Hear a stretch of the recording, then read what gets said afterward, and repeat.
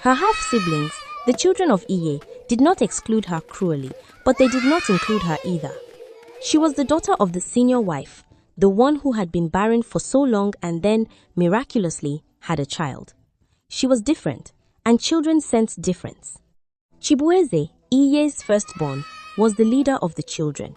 He was a handsome boy, tall for his age, with Nwabuezi's broad shoulders and Iye's easy charm. He was his father's favorite, the son who would inherit the farm, the son who would carry on the family name. He was not a cruel boy, but he was thoughtless, as children often are. He saw Adama as a quiet shadow, a half-sister who was there but not really part of the family's heart. As the children grew, the division in the household became more pronounced. Nwabueze, who had once been a gentle husband to Arubi, now spent most of his time with Iye and her children. He built Iye a new hut, larger than the others, with a zinc roof. He bought her fine wrappers from the market. Arubi watched from her small, older hut, her lips pressed into a thin line. She had her secret. She had her daughter. That was enough. It had to be enough. But Adama, as she grew into a young woman, began to feel the weight of her mother's isolation. She saw how her mother was treated not badly, but as an afterthought, a piece of the household that was no longer essential. She saw how her half-brothers and half-sisters had new clothes for the festivals, while she wore her mother's old wrappers, carefully resewn. She saw how her father's eyes passed over her mother, as if she were a piece of furniture. "Mama," she said one evening, as Arubi was weaving a basket by the light of a small fire. "Why do you not stand up for yourself? Why do you let them treat you like this?" Arubi's hands did not stop moving. The palm frond slipped through her fingers, over and under, over and under. "I have what I need," she said. "I have you." "But Papa does not come to your hut anymore," Adama pressed. "He gives everything to Iye and her children. We are like strangers in our own family." Arubi looked up at her daughter. In the firelight, Adama's face was beautiful, her skin smooth, her eyes holding a depth that Arubi had always recognized, but never spoken of. Those eyes. The eyes of the river. "Do not let bitterness take root in your heart," Arubi said quietly. "Bitterness is a poison. It will eat you from the inside. We have each other. That is enough." But Adama was young, and youth does not accept enough. She wanted more. She wanted her father's attention. She wanted her half-siblings to see her as an equal. She wanted to be seen. The trouble began with a small thing. It always does. It was the season of the harvest festival, a time when the village came together to celebrate the bounty of the land. There was drumming, dancing, and a great feast. Every family contributed to the feast, and every family gathered to eat. Iye, as the mother of the largest share of Nwabuezi's children, took charge of the preparations for the family's contribution. She and her daughters spent the day before the festival cooking, pounding yam into smooth, white mounds, preparing pots of rich vegetable soup, roasting plantains over open flames. And, as was tradition for the festival, they prepared fish. It was a special fish dish, a recipe that Iye's mother had taught her. The fish were smoked over a fire, then cooked in a sauce of palm oil, tomatoes, peppers, and wild herbs. The smell that wafted from Iye's cooking hut was enough to make the mouth water. Adama helped with the preparations, as she always did. She pounded yam until her arms ached. She fetched water from the stream. She cleaned the cooking pots. And all the while, she watched the fish. They were beautiful fish, large and fleshy, their smoked skins gleaming in the firelight. The smell was intoxicating. She had never tasted fish. Her mother had always forbidden it, telling her it would make her sick. But now, watching Iye's children, her half-siblings sneaking pieces of the smoked fish before it went into the pot, licking their fingers with delight, she felt a craving she had never known. "Mama," she said that evening, finding Arubi in her hut. "Why can I never eat fish? All the other children eat it. I am not a baby anymore." Arubi's face, which had been soft as she looked at her daughter, went hard. It was a look Adama had seen before, a look of fear and determination combined. "I have told you," Arubi said. "It does not agree with you. You will get sick." "But I have never even tried it," Adama insisted. "How do you know I will get sick?" "Maybe I will not. Maybe it is just a story you tell me to keep me from enjoying things." The words were sharper than Adamma intended. They hung in the air, an accusation. Arubi's face tightened. She reached out and gripped her daughter's wrist, her fingers strong and insistent. "Listen to me," Arubi said, her voice low and fierce. "You will never eat fish. Do you hear me? Never. This is not a game. This is not a story. If you eat fish, you will die. It is as simple as that. Your body cannot take it. The sickness it will bring will not be a small sickness. It will take you from me. Do you understand?" Adamma was startled by the intensity in her mother's voice. She had never seen her mother like this, so fierce, so desperate. She nodded, her wrist aching under her mother's grip. "I understand," she whispered. Arubi released her wrist, her face relaxing. She pulled Adamma into a hug, holding her tight. "I am sorry," she murmured into her daughter's hair. "I do not mean to frighten you. I only want to keep you safe. You are my only child. You are my everything. I cannot lose you." But the seed had been planted. Adamma had seen the fear in her mother's eyes, and she had seen the pleasure in her half-siblings' faces as they ate the fish. And in the heart of a young woman who felt like a shadow in her own family, a small rebellious thought began to grow. Why am I the only one who cannot have it? The day of the harvest festival dawned bright and clear. The village square was transformed. Brightly colored cloths were hung from the trees. The drums were tuned and ready. The smell of cooking food filled the air, a rich, complex aroma that spoke of celebration and abundance. Nwabueze's family gathered at their compound to eat before joining the larger village celebration.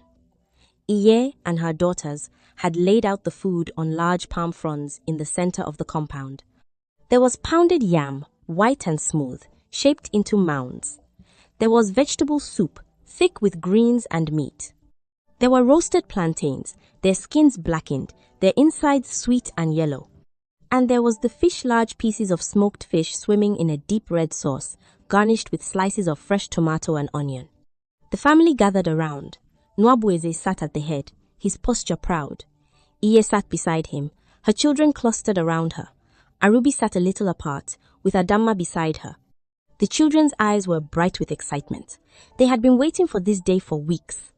Nwabueze said a prayer of thanks to the gods and to the ancestors for the harvest. He took the first piece of yam, dipping it into the soup, and ate. The signal was given. The children reached for the food. Arubi served herself and Adamma from the pots that did not contain fish. She piled yam and vegetable soup on Adamma's leaf, making sure the girl had plenty to eat. "Eat," she said. "It is good." Adamma ate, but her eyes kept drifting to the fish. Her half-brothers and half-sisters were devouring it, their fingers dripping with the red sauce, their mouths open as they chewed, expressions of pure bliss on their faces. Chibueze, who was now a young man of 15, was laughing with his mouth full, telling a joke that made the others laugh. "Adamma," one of Iye's daughters, Neka, called out. She was a girl of about 12, with Iye's round face and easy smile. "Why do you never eat fish? Do you not like it?" Adamma hesitated. She could feel her mother's eyes on her, sharp and watchful. "My mother says it does not agree with me," she said, repeating the familiar line. "Maybe she has just never had it cooked the right way," Chibueze said, grinning. He held up a piece of fish, dripping with sauce. "Our mother's fish is the best in the village. Come, try a piece." He held it out toward her, a gesture that was meant to be friendly, an offer of inclusion, but to Adamma, it felt like a test. If she refused, she would be confirming her difference, her otherness. If she accepted, she would be disobeying her mother. She looked at her mother. Arubi's face was a mask, but her eyes were burning. She gave a small, almost imperceptible shake of her head. "No, thank you," Adamma said, her voice quiet. "I am fine with what I have." Chibueze shrugged, seemingly indifferent, and popped the piece of fish into his own mouth. The conversation moved on, but Adamma felt a cold knot of resentment tighten in her stomach. She was tired of being different. She was tired of her mother's rules, her mother's fear, her mother's shadow that seemed to follow her everywhere. Later, as the family made their way to the village square for the dancing, Adamma hung back.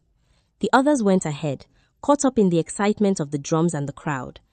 Arubi walked beside her daughter, her hand on Adamma's arm, her grip firm. "You did well," Arubi said. "You obeyed." Adamma did not answer. She pulled her arm free from her mother's grasp. "I am not a child," she said. "I do not need to be led like a goat on a rope." Arubi stopped, stung.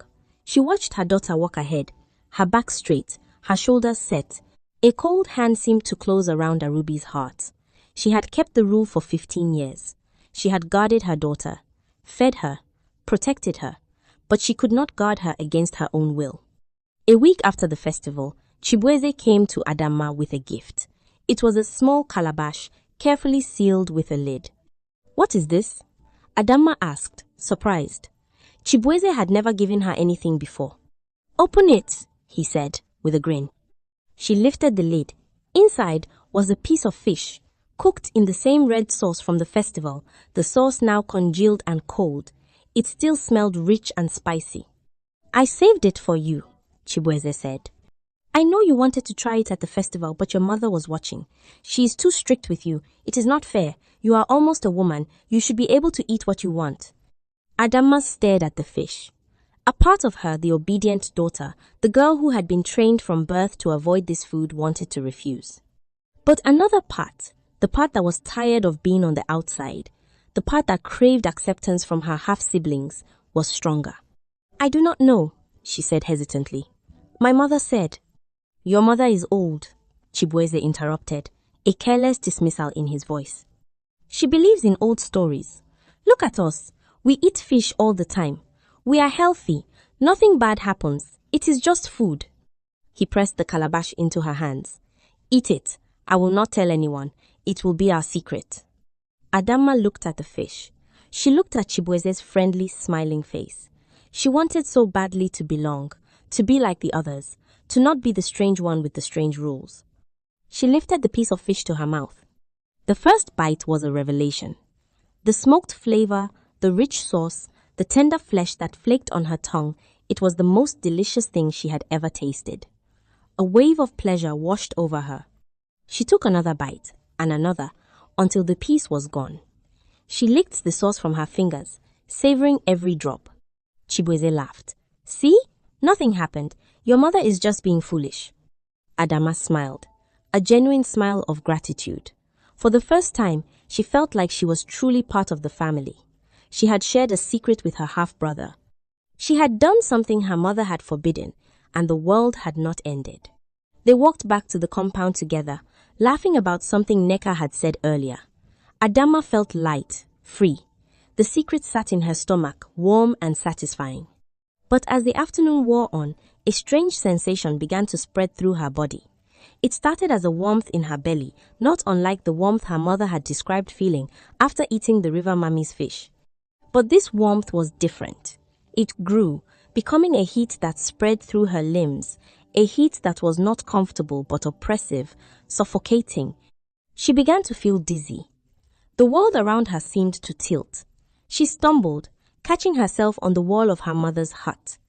Adamma tried to smile, tried to wave away her mother's concern, but her hand felt heavy, as if it were made of stone. The warmth in her belly had become a fire, and the fire was spreading, consuming her from the inside. She opened her mouth to speak, but the words that came out were not her own. A low groan escaped her lips, a sound that seemed to come from somewhere deep and dark within her. "Adamma." Arubi's voice was sharp now, cutting through the haze that was clouding her daughter's mind. She rushed forward, catching Adamma as her knees buckled. "What is wrong? What has happened?" Adamma's body was burning. Arubi could feel the heat radiating from her skin, a heat that was unnatural, impossible. She pressed her hand to her daughter's forehead and jerked it back as if she had been burned. "Mama," Adamma whispered, her eyes fluttering. "Mama, I ate." "At a what?" Arubi's voice was a desperate cry. But even as she asked, she knew. She knew with a certainty that froze the blood in her veins. The smell was on her daughter's breath. The faint, unmistakable scent of smoked fish and red sauce. The world stopped. The sounds of the village, the children playing, the women talking, the distant bleat of a goat all faded into a dull, meaningless hum. Arubi's mind, which had been a fortress of vigilance for 15 years, crumbled in an instant. "No," she breathed. No, no, no. She lowered Adama to the ground, her hands shaking as she cradled her daughter's head. Adama's eyes were open, but they were no longer the warm, deep eyes Arubi knew. They were changing. The pupils were dilating, spreading, turning the brown irises into pools of blackness. And beneath the skin of her face, something seemed to move, a subtle ripple, like the surface of water disturbed by a current beneath. Mama, I am sorry, Adama whimpered. I did not think, Chibueze said. The name hit Arubi like a slap. Chibueze, Iye's son, the boy who had everything, his mother, his father's love, his place in the family, and now he had taken the one thing that was hers. He had taken her daughter. But there was no time for anger. There was only the here and now, and the here and now was a nightmare unfolding before her eyes. Stay with me, Arubi said, her voice cracking. Stay with me, my daughter. I will fix this. I will find a way. But even as she spoke, she knew there was no way. The River Mami's words echoed in her mind, relentless as the current of a river after a storm. One bite, that is all it takes. One bite, and the river will remember. Adama's body began to convulse.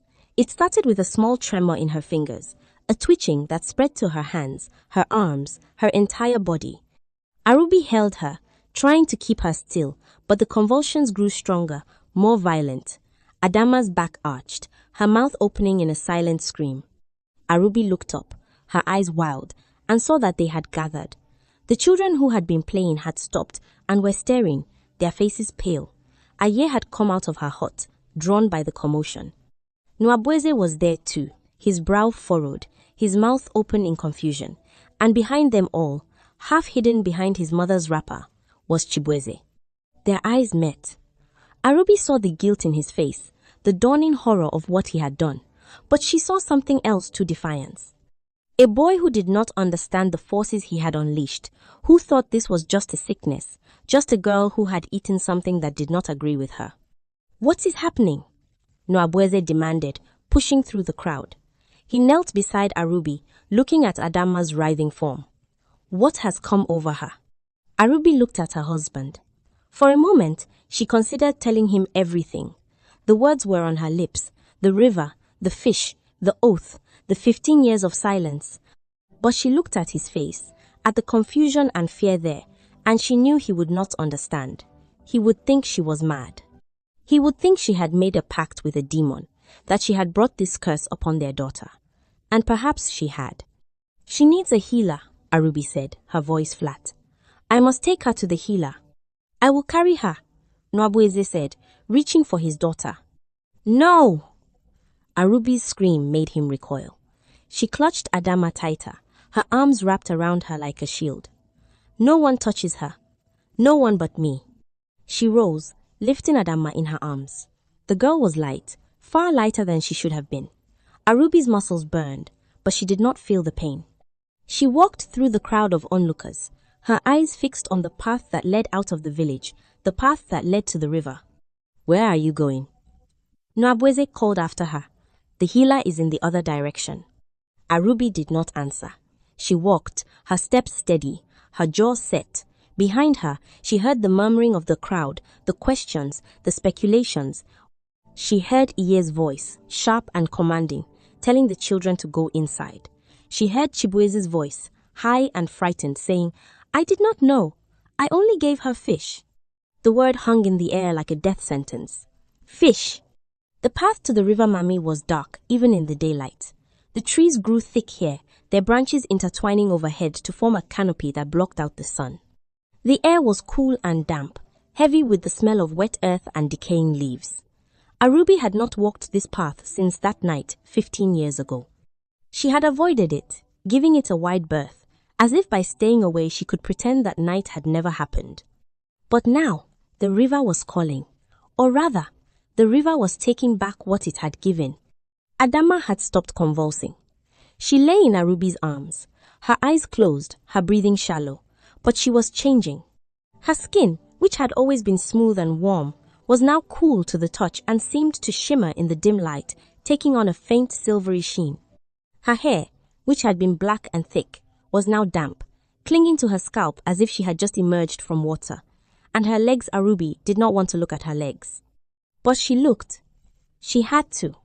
She stopped walking and lowered Adama to the ground, pushing aside the wrapper that covered her daughter's lower body. What she saw made her breath catch in her throat. Adama's legs were changing. The skin from her knees downward was fusing together, the two legs becoming one. Scales, small and silver, were pushing up through the skin, covering the merging flesh in a pattern that glinted in the faint light. It was slow, this transformation, but it was relentless. Arubi watched, frozen in horror, as her daughter's feet flattened and spread, the toes webbing together, the bones reshaping themselves into the tail of a fish. "No," Arubi whispered.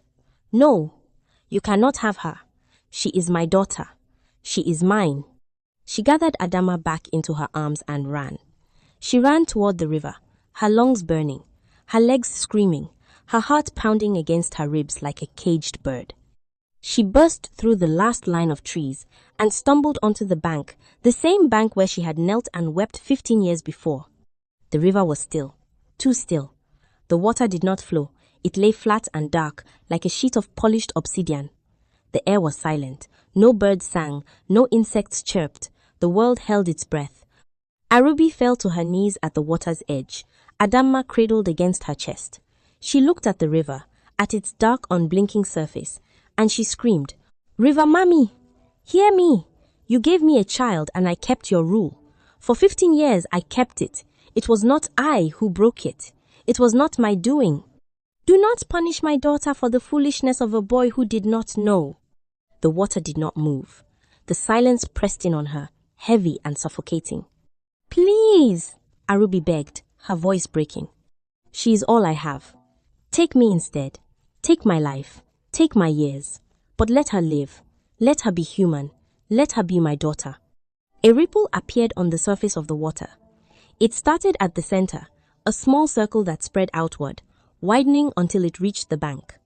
And from the depths, a light began to glow, pale and silver, growing brighter with each passing moment.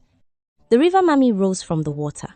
She was as beautiful and terrible as Arubi remembered, her dark hair flowing around her shoulders, her fishtail gleaming in the silver light.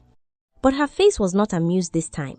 Her face was cold as the deep water she came from, and her eyes held no mercy. "You swore an oath," her voice spoke in Arubi's mind. "You swore by the water, by your blood, by the life of the child. The child has eaten the forbidden food. The river remembers. The river does not forget." "I know," Arubi said, tears streaming down her face. But it was not her fault. She did not know. She was tricked. She was a child seeking to belong. "Punish me. I am the one who made the bargain. I am the one who kept the secret. I am the one who failed to protect her." "You cannot protect her from her own choices," the River Mami said. The fish entered her mouth. She chewed it. She swallowed it. The covenant is broken. She belongs to the river now. "No!" Arubi screamed. She pressed Adama tighter against her, as if her arms could somehow anchor her daughter to the world of the living. "There must be a way. There is always a way. What must I give? What must I sacrifice? Tell me!" The River Mami tilted her head, considering. The silver light around her flickered, as if she were weighing something in her mind. "There is one way," she said slowly. "One way to undo what has been done. But it is not a way you will like." "I do not care," Arubi said. "Tell me." "The fish your daughter ate was not from my river. It was a common fish, from the stream, smoked and cooked by human hands. That is why the transformation is slow. If she had eaten one of my fish, she would have been taken instantly, pulled into the depths before her next breath. But she ate common fish. The curse is diluted. It can be reversed." Hope flared in Arubi's chest. "How? How can it be reversed?" "She must drink from the spring that feeds my river," the River Mami said. "The spring of life. It lies at the source of this river, deep in the forest, a day's journey from here. She must drink the water before the sun sets on the 3rd day. If she drinks it, the transformation will stop. The scales will fall away. Her legs will return. She will be human again." "I will go," Arubi said immediately. "I will take her. I will find the spring." "But there is another price," the River Mami continued, her voice hardening. The spring water is not for everyone. For a human to drink it, something of equal value must be given to the river. You must give me something you love, something precious, something you have guarded as fiercely as you guarded your daughter. Arubi's mind raced. What did she have? Her hut? Her pots? Her few pieces of jewelry? None of it was precious. None of it was worthy. What? She asked. What must I give? The River Mami smiled, and her smile was sharp as a blade. Your memory of her, she said. If she drinks the water, you will not remember her. You will not remember that you had a daughter. She will be a stranger to you. The years you spent together, her first steps, her first words, her laughter, her tears, all of it will be gone, washed away like sand from a stone. You will walk back to your village alone, and when you arrive, you will not know why you went to the river. You will not know why your arms ache as if they once held something precious. You will only know that there is an emptiness in you that will never be filled. Arubi stared at the spirit woman. The words pierced her like arrows, each one a wound that would never heal. To save her daughter, she must lose her daughter. To give her life, she must lose every memory of that life. That is not a choice, she whispered. That is a cruelty. It is the only way, the River Mami said. You came to me with your emptiness, and I filled it. But a gift from the river is never free. You have kept your rule, but the rule was broken. This is the new price. Take it, or leave it. Your daughter has until the third sunset. The light began to fade. The River Mami's form grew translucent, her face becoming a blur of shadows and silver. Wait, Arubi cried. Will she remember? If I give my memories, will she remember me? The River Mami's voice came from a great distance now, echoing as if from the bottom of a deep well. She will remember nothing. The spring will wash her clean. She will be a new person, born of the river, with no past and no debts. She will live, but she will not know you. You will not know her. That is the price. The light vanished. The river was dark again, still and silent. Arubi knelt on the bank, her daughter in her arms, her mind a battlefield of grief and desperation. She looked down at Adamma. The transformation had slowed, but it had not stopped. The scales had crept up to her daughter's thighs. Her face, in the dim light, seemed to shift and shimmer, as if she were not entirely solid, as if she were already becoming water. Mama, Adamma murmured, her voice faint, like a whisper carried on the wind. Mama, I am cold. Arubi held her tighter. She looked up at the sky. The sun was beginning its descent toward the horizon. The first day was almost over. She had until the end of the third day. Arubi did not go back to the village. She did not tell Nwabueze where she was going. She did not ask for food or water or help. She took her daughter in her arms and began to walk along the riverbank, following the water upstream toward the source. The journey was a nightmare. The forest grew thicker as she walked, the trees closing in around her, their roots twisting across the path like the arms of grasping hands. The air was heavy, thick with moisture and the smell of decay. Branches reached out to scratch her arms and face. Thorns tore at her wrapper, but she did not stop. She could not stop. Adamma grew heavier with each step, but Arubi did not put her down. She held her daughter against her chest, feeling the faint beat of her heart, the shallow rise and fall of her breath. The scales had spread to her hips now. The silver sheen on her skin had intensified, catching the fading light of the sun that filtered through the canopy. Talk to me, Arubi said, her voice hoarse. Talk to me, my daughter. Keep talking. Mama, Adamma whispered. I saw a fish, in my dream. It was big, bigger than me. It had eyes like yours. Do not dream, Arubi said fiercely. Stay awake. Stay with me. It told me to come to the water, Adamma continued, her voice dreamy, distant. It said the water was warm. It said I would not be cold anymore. That is a lie, Arubi said. The water is cold. It is always cold. You do not want to go there. You want to stay with me. Do you hear me? You want to stay. Adamma's eyes fluttered open. For a moment, they were her eyes, the warm, deep eyes that Arubi had looked into every day for 15 years. She looked at her mother, and a small smile touched her lips. I love you, Mama, she said. Arubi's heart broke.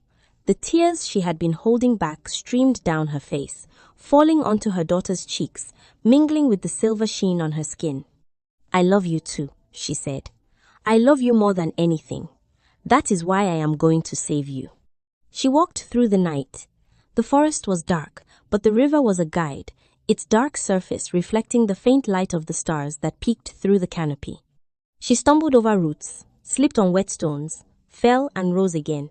Her arms burned, her legs trembled, her throat was dry, her stomach empty, but she walked.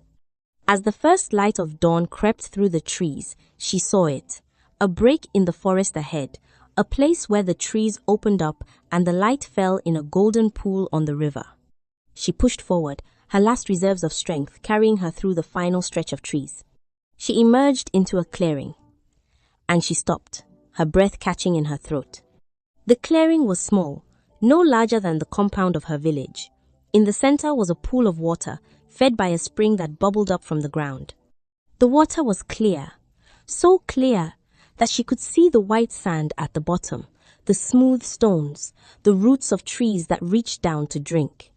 Steam rose from the surface, a fine mist that caught the morning light and turned it into 1,000 tiny rainbows.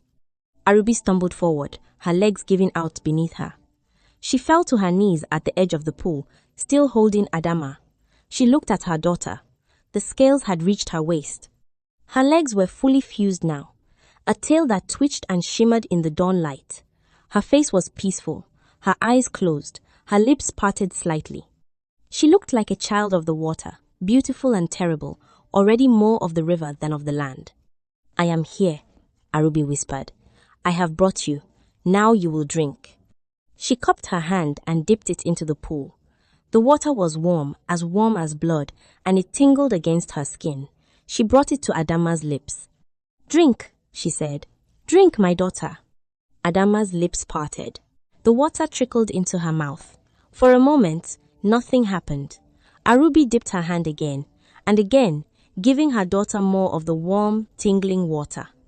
And then the change began. The scales on Adama's body started to fade. They did not fall off. They simply grew translucent, then invisible, as if they were being absorbed back into her skin. The fusion of her legs began to reverse, the tail splitting, the bones reshaping, the feet reforming. The silver sheen on her skin faded, replaced by the warm brown hue of her mother's people. Her hair, which had been damp and clinging, dried and curled, soft as it had always been. Adama's eyes opened. They were her eyes again, warm, deep, human.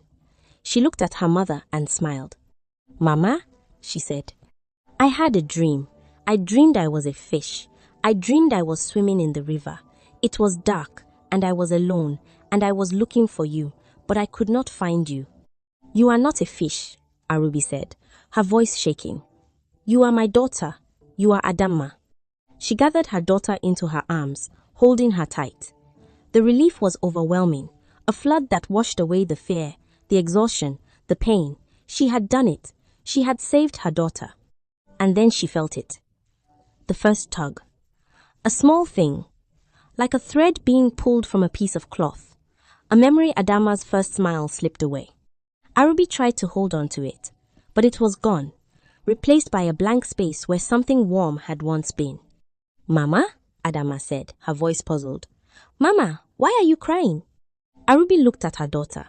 She saw the face, the eyes, the smile. She knew this girl.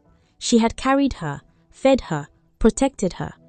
But the memory of those things was slipping away, each one a thread being pulled, unraveling the fabric of their life together. "I am crying because I am happy," Arubi said. But even as she spoke, she forgot why she was happy. She looked at the girl in her arms, a beautiful girl, a stranger, and she felt a love that had no reason, no history, no foundation. It was a love that existed in the moment, pure and inexplicable, but without the weight of years to anchor it. "Where are we?" Adama asked, looking around the clearing. "What is this place?" Arubi opened her mouth to answer, and found that she did not know. She looked at the pool, the steam, the rainbows in the mist. It was beautiful. Why was she here? She looked down at the girl. She was holding her, but she did not know why.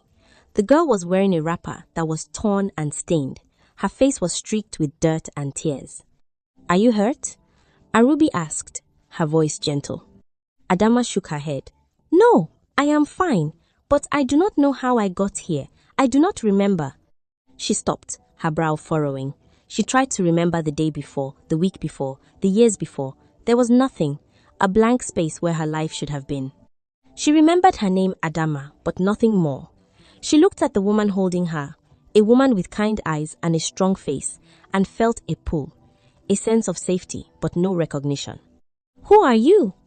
Adama asked. Arubi looked at her. The girl's face was familiar, the curve of her cheek, the set of her eyes, the way she tilted her head, but Arubi could not place her. She searched her mind for a name, a memory, a connection, and found only emptiness. "I do not know," Arubi said, and the words broke her heart, though she did not know why. They walked back to the village together, two strangers bound by a thread they could not see. Adama walked beside Arubi, her steps hesitant, her eyes wide as she took in the forest, the river, the sky. Everything was new to her. She had no past, no memories to draw upon. She was a blank slate, a person born that morning. Arubi walked in silence, her mind a strange landscape of absence. She knew she had come from the village. She knew her name was Arubi. She knew she was a wife, though she could not picture her husband's face. She knew she had a hut, though she could not remember building it or living in it. And there was a hole in her heart, a space where something large and important had been, but she could not remember what. When they reached the edge of the village, the sun was setting on the second day. The women who were returning from the stream saw them first. They stopped, staring at Arubi and the girl who walked beside her. "Arubi!" one of them called out. "Where have you been? We have been looking for you." Nwabueze sent men into the forest. What happened? Arubi looked at the woman. She knew her face. It was Chioma, the potter's wife, but the connection felt thin, like a piece of thread stretched too far. "I went for a walk," Arubi said. The words sounded strange in her mouth. "I found this girl. She was lost." Chioma looked at Adama, her eyes widening. "That is Adama," she said slowly. "That is your daughter. Arubi, what is wrong with you? That is your own child." Arubi looked at the girl beside her. Daughter. The word meant nothing. It was a label, a name, but it carried no weight, no history, no love. She looked at Adama, and Adama looked at her, and in that look, there was a shared confusion, a shared emptiness.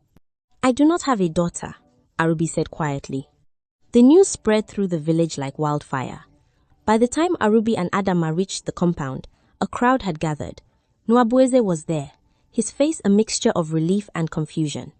Iye was there, her children clustered behind her, and Chibueze was there, standing apart, his face pale, his hands shaking. "Arubi," Nwabueze said, stepping forward. "Where did you go? We were worried. We thought." He stopped, looking at Adama. The girl stood beside Arubi, her hand resting lightly on the older woman's arm, as if seeking comfort from a stranger. "Adama," Nwabueze said, his voice softening. "Are you well? What happened?" Adama looked at him. She saw a man with broad shoulders and kind eyes. He called her by name, but she did not know him. "I am well," she said, "but I do not remember. I do not remember anything." The crowd murmured. Nwabueze's face tightened. He turned to Arubi. "What happened out there?" he demanded. "What did you do to her?" Arubi looked at her husband. She saw his anger, his fear, his confusion. She wanted to answer him, to explain, but there was nothing in her mind to explain. The memories were gone, washed away like words written in sand. "I do not know," she said. "I do not remember." Chibueze stepped forward. His face was wet with tears. He looked at Adama, his half-sister, the girl he had given the fish, and he saw that she did not recognize him. He saw that her mother did not recognize her, and something in him cracked. "It was me," he said, his voice breaking. "I gave her the fish. I did not know. I did not know what would happen. I only wanted her to be like us. I only wanted her to belong." The crowd turned to look at him. Iye's face went white. She reached for her son, pulling him back, but he pulled away. I saw her in the forest, Chibueze continued, his voice rising. I followed them. I saw her drink from the spring. I saw her mother's memories leave her, one by one. It was the River Mami. My mother told me stories, but I did not believe. And now... He fell to his knees, his shoulders shaking with sobs. Aya knelt beside him, her arms around him, her face a mask of horror and grief. Nwabweze looked at his son, then at Arubi, then at Adama. The pieces were there, but he could not fit them together. The River Mami, a fish, a curse. It was the stuff of stories, of tales told to frighten children. It could not be real. But he looked at Adama's face, blank, searching, without recognition, and he looked at Arubi's face, calm, empty, without memory, and he knew that it was real. The stories were real. The river was real, and something terrible had happened to his family. In the days that followed, the village tried to return to normal, but nothing was normal. Arubi went back to her hut and sat in the doorway, watching the comings and goings of the compound with the detachment of a stranger. She knew these people, her husband, her co-wife, the children, but they felt like characters in a story she had once heard, not the people of her life. She moved through her days with a mechanical precision. She cooked, she swept, she fetched water, but there was no purpose to it, no feeling. She was a body going through motions that had lost their meaning. Adama, meanwhile, was taken in by Iye. It was a strange arrangement, born of guilt and necessity. Iye, who had always been kind to Adama in a distant maternal way, now took the girl under her wing, teaching her the things she had forgotten: how to pound yam, how to weave, how to behave in the company of elders. Chibueze, weighed down by guilt, kept his distance, but he watched Adama with a sadness that aged his young face. Adama adapted quickly to her new life. She was bright and eager to learn, her mind a clean slate ready to be written upon. She learned the names of her half-siblings, the routines of the household, the stories of the village. She smiled and laughed and worked, and to anyone watching, she seemed like a normal girl, happy and healthy. But at night, she dreamed of water. She dreamed of deep, dark pools and silver lights, of currents that pulled her down, down, down, and of a voice that called her name, a voice that was not quite human, not quite inhuman. She woke from these dreams, with her heart pounding, her skin damp, her mouth tasting of salt. And Arubi, in her hut, also dreamed. She dreamed of a child, a girl with honey-colored skin and deep, dark eyes. She dreamed of holding the girl, feeding her, teaching her to walk. She dreamed of laughter and tears, of joy and fear, of a love so fierce it consumed her. She woke from these dreams with tears on her face and a name on her lips, a name that vanished the moment she tried to speak it, leaving only the taste of loss. One evening, about a month after the events at the spring, Arubi found herself walking to the river. She did not know why. Her feet simply carried her down the familiar path, through the trees, to the bank where she had once knelt and wept. She stood at the water's edge, looking into the dark, still surface. The river was quiet. The moon was a thin sliver in the sky, casting a pale, uncertain light on the water. Arubi looked at her reflection, a woman with a lined face, a woman who had once been young, a woman who carried an emptiness inside her that no amount of food or work or sleep could fill. "I know you did something to me," she said to the river. Her voice was calm, but there was a tremor beneath it. "I know you took something from me. I do not remember what it was, but I feel its absence. Every day, every moment, I feel it. What did you take?" The water rippled, and a light began to glow beneath the surface. The River Mami rose, her form shimmering in the moonlight, her eyes as dark and deep as they had always been. "I took your memories," the spirit said. "You gave them freely, to save your daughter's life. You do not remember the giving, but you feel the loss. That is the nature of sacrifice. The wound remains, even when the reason for it is forgotten." "My daughter," Arubi said, testing the word. It felt strange in her mouth, like a stone she had picked up from a riverbed, smooth and cold. "I have a daughter?" "You had a daughter," the River Mami corrected. "You gave her back to the land, but the cost was your knowledge of her. She lives in your village, but she is a stranger to you. That was the price." Arubi stared at the spirit. The words should have meant something. They should have cut her, wounded her, filled her with grief. But there was no grief. There was only the emptiness, the aching void where something had been. What was she like? Arubi asked. Her voice was barely a whisper. The River Mami's expression softened, just for a moment. In that moment, she looked almost human. She was brave, the spirit said. She was kind. She had your eyes.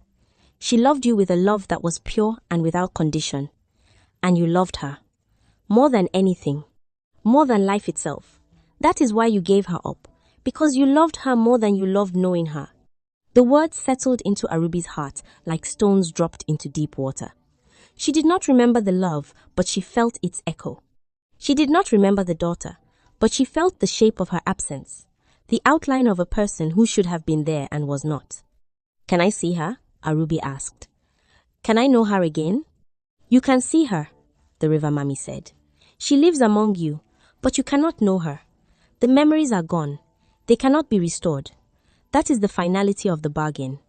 You will live your life with an emptiness you cannot name. She will live hers with no past to anchor her. That is the price of the river's gift. It is a price that will be paid every day, for the rest of your lives. The River Mami began to sink back into the water, the light fading around her. But know this, she said, her voice growing faint. The love you felt for her is not gone. It has simply changed form. It is no longer a memory. It is a hunger, a longing, a question that will never be answered. That is the river's way. It gives and it takes, and what remains is neither gift nor loss, but something in between. She vanished. The water was still again. Arubi stood on the bank for a long time, looking at the water, feeling the emptiness inside her. She thought of the girl in the village, Adamma, they called her. She had seen her in the compound, working beside Iye's children, laughing at their jokes, learning their ways. She had felt a pull toward the girl, a curiosity she could not explain. She had wanted to go to her, to touch her face, to hear her voice, but she had held back, not knowing why, afraid of something she could not name. Arubi turned away from the river and walked back toward the village. The path was dark, but she did not stumble. She walked with a purpose now, though she could not have said what that purpose was. She only knew that there was a girl in her husband's compound, a girl with honey-colored skin and deep, dark eyes, and that Arubi needed to be near her. She did not know why. She did not remember. But the need was there, as real as the blood in her veins, as constant as the beating of her heart. Years passed. Adamma grew into a woman. She married a good man from a neighboring village, a farmer with gentle hands and a quiet voice. She had children of her own 2 sons and a daughter. She did not remember her life before the spring, but she lived well, with kindness and strength. Arubi grew old. She remained in Nwabueze's household, though Nwabueze himself had passed on, taken by a sickness that had swept through the village one rainy season. Iye had gone to live with her eldest son, and the compound was quiet now, home only to Arubi and a few of the older grandchildren. Every day, Arubi sat in her doorway, weaving baskets, and every day she watched the path that led to the neighboring village. When she saw Adamma walking toward her coming to visit, to bring food, to sit with her in the afternoon heat, Arubi's heart would lift. She did not know why. She did not remember that this woman was her daughter. But she loved her. She loved her with a love that had no memory, no reason, no history. It was a love that existed in the moment, pure and inexplicable, as fresh as the morning dew. Adamma, for her part, felt a pull toward the old woman. She did not know why she came to visit her, why she sat with her in silence, why she felt a sense of peace in her presence that she found nowhere else. She did not remember that this woman was her mother, but she loved her. She loved her with a love that had no past to anchor it, no childhood to justify it. It was a love that simply was. Sometimes, in the quiet of the evening, when the 2 of them sat together watching the sun set over the village, Arubi would reach out and touch Adamma's hand. Adamma would let her, and they would sit in silence, 2 women connected by a thread they could not see, bound by a love that had been paid for with memory. And in the river, deep in the forest, the River Mami swam in her dark pools, her scales gleaming in the moonlight. She had taken what was given, and returned what was owed. The balance was kept. The river flowed on. But sometimes, on nights when the moon was full and the water was still, the fishermen of Umuchukwu would hear a strange sound coming from the river, a sound like a woman singing, low and sweet. And in that singing, there was a sadness that made the strongest men weep. They said it was the River Mami, mourning the gifts she had given and the prices she had taken. But those were just stories. The fishermen told them to their children, and their children told them to theirs, and the stories grew and changed with each telling. The truth, the real truth, lay at the bottom of the river, where the water runs deep and dark, and the secrets of the living and the dead are kept in the cool, silent current. And in the village of Umuchukwu, an old woman sat in her doorway, weaving baskets, waiting for a visitor she did not know was her daughter, loving a woman she did not remember giving birth to. And that, perhaps, was the greatest gift the river had given her. Not the child, not the years of love, but the love itself, stripped of memory, purified of history, existing in the eternal presence of the heart. The River Mami gave the barren woman a fish, and one rule broke it all. But in the breaking, something was made whole, something that could not be named, could not be remembered, could not be taken away. Something that flowed on, like the river itself, forever.